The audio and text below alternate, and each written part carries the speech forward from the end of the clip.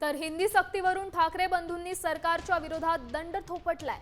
मराठीचा गजर करतोय म्हणून आम्हाला तुरुंगात टाकतील असा आरोप संजय राऊतांनी केलाय। मराठी भाषेसाठी आम्ही जेलमध्ये जायला देखील तयार आहोत असं संदीप देशपांडेंनी म्हटलंय।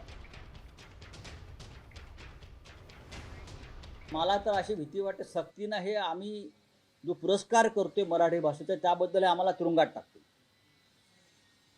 कारण हे कोणाची तरी सुपारी घेऊन मराठीचा मुर्दा पाडायला निघालेलं सरकार आहे।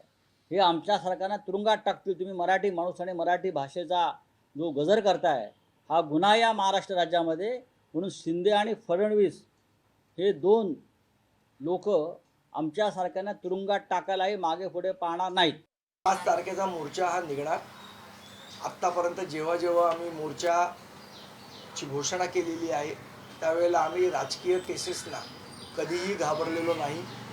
अस्वलाच्या अंगावर जेवढे केस असतात तेवढ्या केसेस या महाराष्ट्र सैनिकांच्या अंगावर आहेत, मराठी माणसाच्या अंगावर आहेत। त्यामुळे या केसेसना आम्ही काय घाबरत नाही आणि मराठी भाषेसाठी जेलमध्ये जायची आमची तयारी।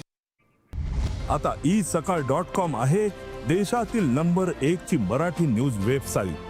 प्रत्येक अपडेटसाठी isakal.com ला नक्की भेट द्या।